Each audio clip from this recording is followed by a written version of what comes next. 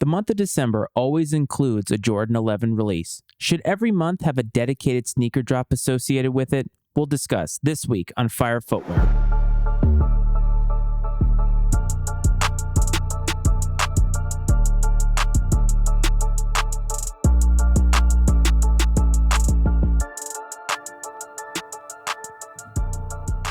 What's up, everyone? Welcome back to another episode of Fire Footwear, a sneaker podcast. As always, I am your host, Matty Ice, or Matt Frates, and I hope that this finds you well, and I want to thank you for tuning in this week. Last week, we had a little bit of a somber episode, but maybe even an inspiring episode. We talked about Virgil Abloh and the idea of legacy.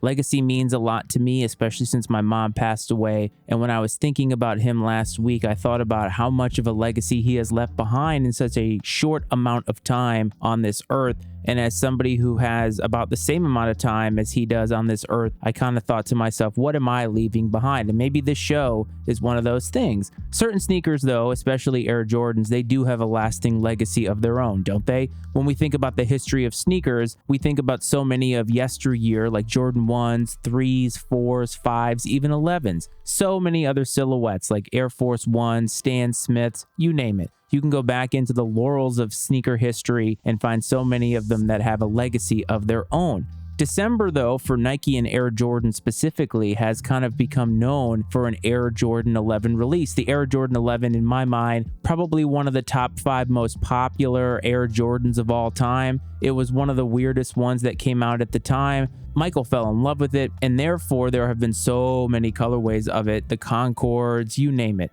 There's been tons. And every single December, Nike decides to release either a retro or a brand new colorway of the shoe. And I think that that's actually pretty cool. It's kind of like Christmas. It's in December. It's an anticipated drop. And while we do have a lot of drops to anticipate and be, I guess, happy about or look forward to, it does beg the question to me is, should they do this for other shoes throughout the calendar year? Nike began releasing a Jordan 11 every December in 2008. That was a long time ago now. So that is 14 now straight Decembers that we are going to get a Jordan 11. Jordan 11s aren't necessarily my thing. But when they are presenting consumers and customers with either a brand new colorway of the classic shoe or a retro, what they're doing is placating to both sides, new and old heads alike. This year, we are getting the Cherry 11 highs, and they've had shock drops, they've had exclusive access, and they're going to be dropping in a couple of weeks here, and a lot of people are excited. They're not for me. I definitely cannot pull them off, but I understand the nostalgia around them, and I understand why people like them. And in a packed year of releases, having that release penciled in is kind of a guaranteed worthy drop for you. When we are looking at our calendar year, trying to decide how we are going to spend our money, we really have to prioritize, don't we? If you're like me, you have a budget for many things in life. You have a lot of bills that need to be paid, one of them being your mortgage, your rent, daycare if you have kids that are that young, whatever.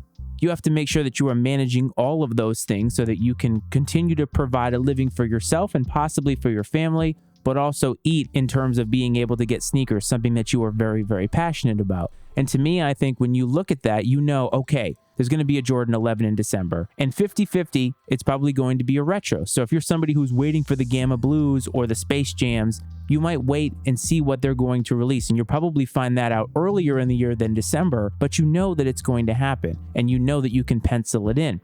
But I do wonder, what would happen if every month could be dedicated to a specific shoe? And what do I mean by that? Well, every single shoe that has come out has had a debut date, either a debut month or a debut year, and some of them it's very, very difficult to find the debut month, as I have found out, but a lot of these companies know what they are. If they have been part of their consumer line for as long as a lot of these shoes have, decades, they know when they came out. Nike knows when the Air Force 1 debuted. Maybe I couldn't find the month that it came out in 1982, but they know. And so I wonder, what would happen if we knew there was going to be a dedicated special release, whether it's a retro of something old or something brand new of a shoe that we all know and love? And the thing is, obviously they release a lot of different colorways throughout the entire year, so something like this would have to sort of reformat how they do sneaker culture these days, but maybe that would make it a little bit more special. Similar to the Air Jordan 11, right? The Air Max has its day in March, Air Max Day, 3/26, March 26th. And we see new silhouettes all the time. Some that are received very well, some that are received not so very well. I think when it comes to something like an Air Max or even sneaker culture in general, I think a lot of people want what looks like a classic. So a couple of years ago, the Air Max 90 Bacon came out, if you remember this. It was plagued with QC issues, and honestly, I was surprised, even today, it doesn't sell at the hype level that it should. It's one of the best Air Maxes to ever come out. It is something that is a staple, a milestone in sneaker culture in terms of design. I mean, we're talking 2004, a boutique putting their design element on something. We see that all the time today, but that shoe got a re-release, a reshine, and you can get one for retail right now. It's one of the best Air Maxes ever, and it goes out for retail. I think that has to do with maybe not understanding the history and some of the QC issues that came along with it. But what I'm saying here is that maybe we can give a shine, a proper shine.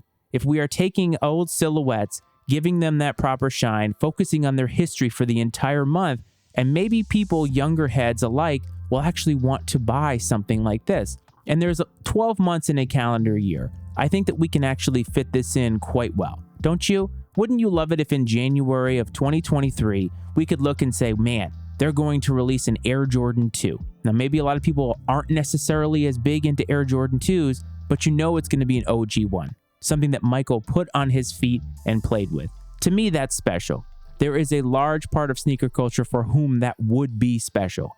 Let's take the Nike Dunk, for instance. We all know that today the Nike Dunk is one of the most hyped and overly produced silhouettes on the market in terms of Nike and Jordan brand. A couple of years ago, that was not the case. Nike and Nike SB had its heyday in the mid-2000s, late 2000s, and really things petered out when I started to get into the game in 2017, 2018. They were putting out dunks, sure, but if you looked at the resale market, and even if you tried to get older dunks on places like Poshmark or on the resale market, unless they were really, really old, you actually could get them for just a little bit over retail. They didn't have this astronomical value associated to them as like a commodity or a collector's piece.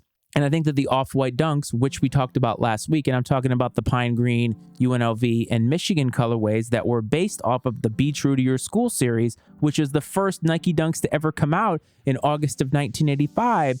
We now see a ton of hype for those, and we see Nike SBs and regular dunks alike coming out a mile a minute. 3 years into this, they're still coming out a mile a minute. Imagine if August was Nike Dunk Month, and Nike Dunk Day was something that could actually be a thing. Earlier in the show, when I was Sneaker Love, I did an episode on where are all the Dunk retros, and there are so many of yesteryear that we all love. I think a lot of new heads don't appreciate some of those unless they are something that a celebrity has worn. And if you're listening in your new head, I'm not trying to throw shade at you at all, but if you are under the age of 21, it's probably very difficult for you to have any type of passion or understanding of something that came out before you were born, that maybe isn't something that is worn because the shoe is so old, so there are not a lot of them hanging out somewhere. Unless you're somebody like SB Collector who has just about every single sample of any Nike SB ever made, I don't think that you're actually going to see somebody wearing, let's say, the Dunk Tiffany's, the Blue Lobsters, the Red Lobsters, the Newcastles. Somebody like Travis Scott has been wearing a lot of those, and I think that has been giving them a shine and putting them back out into the forefront, and I think people have wanted those, and they have been going to the rep market to get them, because why? Nike doesn't actually retro dunks. And I've always wondered that. We retro Jordans all the time. Why can't Nike SB retro some of these classic SB dunks? The hype would be insane for some of these. If they re-released the Tiffany dunks, oh my God, I'd be all over it.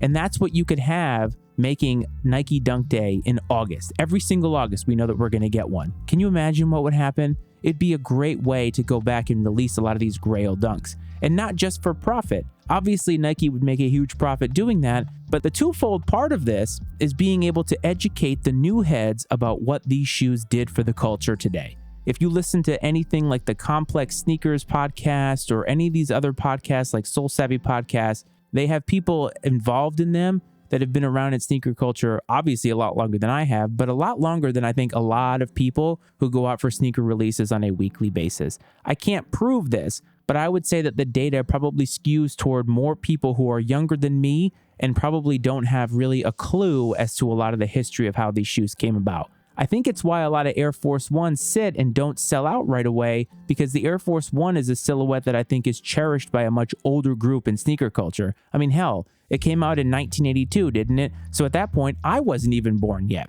My friend Cleveland was born, and that's why it is his favorite shoe. But if you ask young people today, Air Force Ones, unless it's one of those crisp white pairs, or if it's something that has been designed by a sneaker boutique or somebody in Japan or some celebrity, they're not really going for it. Your garden variety, general release Air Force Ones are out there. You can pick them up because people as a whole are not consuming them. And that's unfortunate. We could actually give them a spotlight, re-educate people on this. And this doesn't have to be a Nike and Jordan brand exclusive idea. You could do this all across the board, running the gamut of all the sneaker companies out there. Because if you go and Google classic sneakers of all time or best classic sneakers of all time, you're going to find a ton that are definitely not hyped. Yes, the Air Jordan 1 will make it, and others you might recognize will make it, but a lot of them, they were lifestyle shoes. They served a function. Sneakers today are a fashion piece. We buy them because we want them. They're coveted.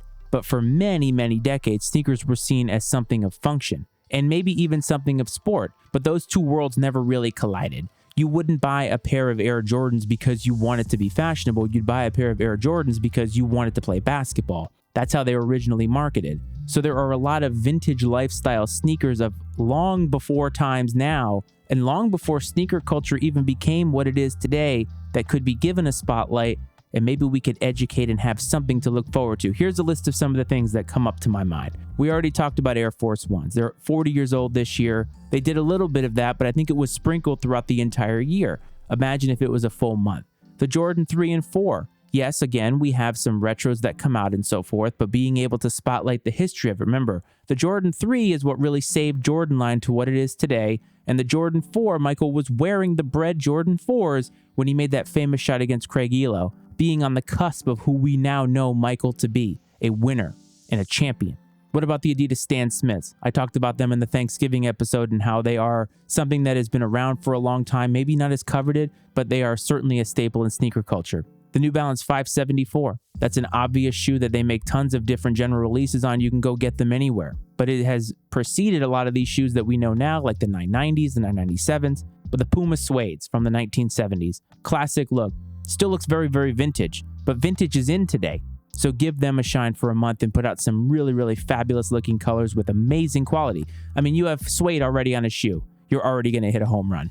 How about the classic low-top Vans? Doesn't have to be the checkerboards. It can be the classic low-top slip-on Vans of any kind. Yeah, you can go out and buy these, sure, but maybe giving them some special highlight. Maybe doing something that's collaborating with a band or something like that. And again, yes, they do that throughout the whole year, but I'm talking about making it special. The Adidas All-Star, Fred Durst made those re-popular with Run DMC, the Saucony Jazz, the Reebok Pump. The Reebok Pump was actually the first shoe that I ever bought. I asked my parents to buy me a pair of them, and they bought the least expensive pair that they could find. And you know what?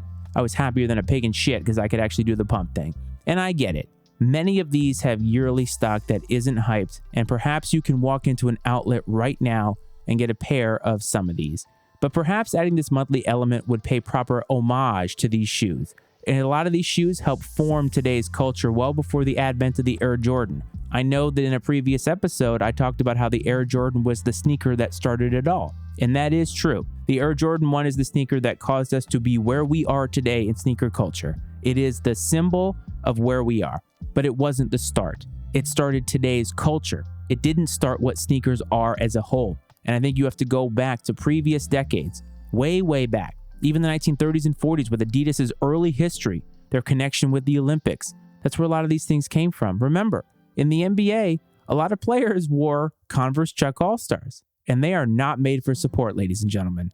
They are made, I don't know what they're made for. But when you wear a pair of them, it's like walking on a brick. And they were playing basketball in those. Think about where technology has gone to today. And that's why I think with so many shoes throughout the entire year, such high prices, maybe giving a little bit back to the classics and the old heads is the way to go.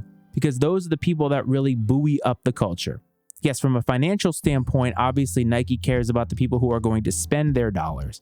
This show is not about making Nike, Reebok, Adidas, Under Armour, or any of those companies any more money than they already make. We're here to talk about the love of sneakers.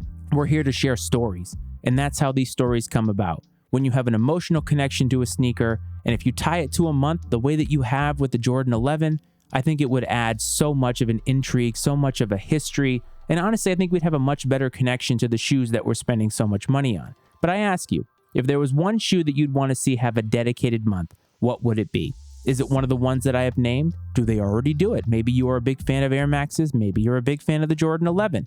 Maybe there is something else that you'd like to see. And if they did that, would it actually add something special to how you feel about it? Do sneaker stories matter? Does the lore matter? Does the connection actually matter? Or is it something else? Do you want the clout?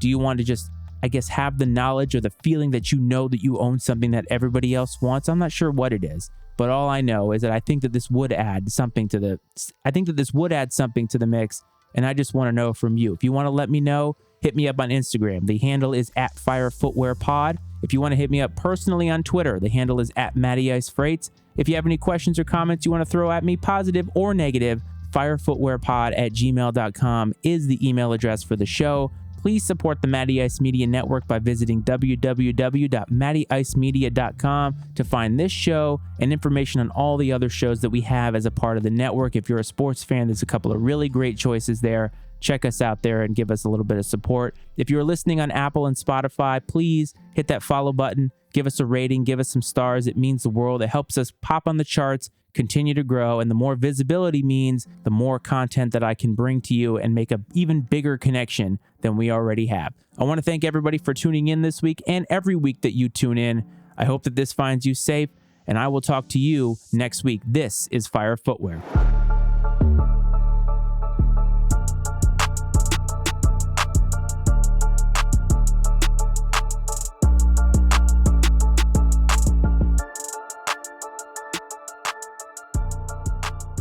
The opinions and viewpoints expressed on Fire Footwear are those of Matt Freights and his guest, and not necessarily those of the Matty Ice Media Network. Fire Footwear is exclusively owned by Matt Freights and is brought to you by the Matty Ice Media Network.